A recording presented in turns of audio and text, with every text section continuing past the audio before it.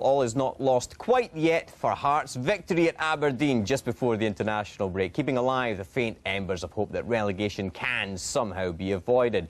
The financial uncertainty off the field remains, though. On the field, Callum Paterson and Ryan Stevenson, their best chances of getting the goals required to gain valuable points.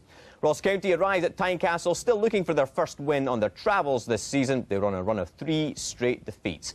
Former Hearts striker Gary Glenn led the goals hunt. With the story of the match, here's Brian McLaughlin.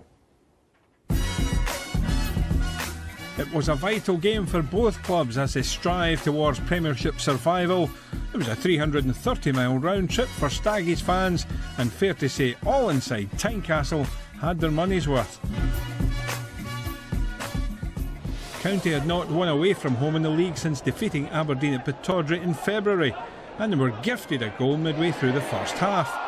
Callum tapping with an inch-perfect pass to Graham Carey, who could scarcely believe his good fortune and took full advantage with a clinical finish. The lead though lasted just 5 minutes. Scott Robinson's miss-hit corner eventually falling to Callum Paterson. A fine finish by the young striker allowed space and time though to turn by the County defence before firing a left-foot volley beyond Mark Brown. Jamie Walker was proving to be a real thorn in the County defence. On this occasion, captain Richie Bridden wrestled him to the ground, earning a yellow card that was to have consequences later in the game. Chances again though for County. A terrific effort from Rocco Quinn that thundered off the underside of the crossbar, the ball clearly not crossing the goal line. Then another gift from Hearts, Jamie Hamill, this time giving Dutch striker Kevin Lucassen an opportunity. Jamie McDonald saved the day. One final chance in the opening period for Ross County. Gary Glenn setting up Quinn. Again the Hearts keeper though came out on top. They did though manage to find their way back in front early in the second half. Gary Glenn setting up Lucassen. Hearts defence failing to clear before Melvin Deleuve fired the ball home from 16 yards. 9 defenders in and around the 18-yard box for Hearts, but still Deleuve had time to control the ball before firing home. Then a pivotal moment in the game, another challenge on Walker by Britton, leading to a second yellow card and an early bath. Little doubt in the mind of referee Crawford Allen about the decision. And with 3 minutes left for play, Hearts made their extra man pay off. Danny Wilson's header eventually ending up in the back of the net.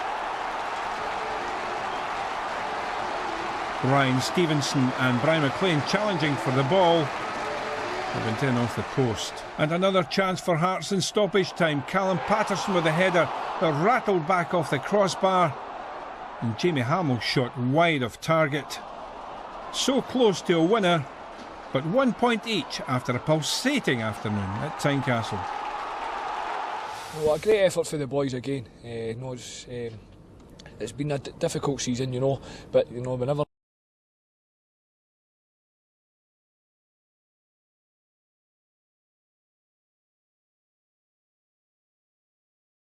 I think that was our best performance, of the season so far. Offensively, we were very good, and defensively at times we had to be good because Hearts, put a lot of crosses and balls into the box like they do. And but overall, I thought it was a terrific afternoon for Scottish football, and it was good to see. Yeah, good point for Ross County on their travels. But Michael, it seems to me that Hearts making problems for themselves that they don't need to be doing. No, and you heard Gary Locke mentioning that there himself, that making defensive mistakes that have been punished throughout the season. We've highlighted this one here, the first goal, which is a terrible mistake. Plenty of time and space, no opposition near them. He's got the options, the right back, the centre half. But that one there, the right midfielder's the ball to play. Instead, he tries to play it to the right back and passes it straight to the Ross County player who's still looking at it. Yeah. And the second goal as well, defensively, we heard Brian in the round-up there, 9 players in and around the box, and they don't clear it, they're not marking anybody, and it's just poor defensively, and they're getting punished for it. They could, I mean, they've got 2 in there, Ross County, and none of them are picked up. It's a great finish, take nothing away from Ross County, but Sure. yeah, it's poor defending when you see that, when you've got 9 in the box and they ain't picking up the 2 Ross County players. And there was other instances throughout the day as well. You know, this one here where Jamie Hamill, why he doesn't just try and play it back to the centre half rather than the goalkeeper. That was a little bit more fortunate. It was a tighter angle. But it's something that's happened throughout the season for Hearts that they've been punished with. We see here against St Mirren, ball to the back post, there's nobody there. McGinn gets the goal. And these are against teams that they've been competing against at the bottom of the table, where if they're going to get any chance of getting out of the trouble they're in, they've got to try and, you know, make sure they're defeating these teams. Again, here at Kilmarnock, simple straight ball up the pitch, and Chris Boyd, you know, does the damage. But saying all that, you know, yesterday Hearts were a lot better going forward. They created a lot of, you know, opportunities, plenty goal-mouth action, and there was a lot of positives there for the manager. I know you never want to write off Hearts' chances in terms of surviving in the Premiership, Michael, but surely they need to be doing something special to be getting the points on the board, rather than what they are doing is making mistakes. You know, after watching the game at the weekend there, I'm a lot more confident that, you know, they've got the possibility of getting out of the trouble. Really? Yeah, definitely. I think, as I said, offensively they looked a lot better. And at the start of the season, you're thinking, without a striker, where are the goals going to come from? And the moment is, if they can keep the defence settled, I think they've got a chance. Sometimes you don't get the full package, don't you? You want the offensive side, you want the defensive side. If they can shore it up at the back, they're scoring goals now. And let's be honest, we're talking about all their deficiencies. They've got it down to 12 points now, 4 wins, and that's not been the case for lots of the season. So they're hanging right in there. OK.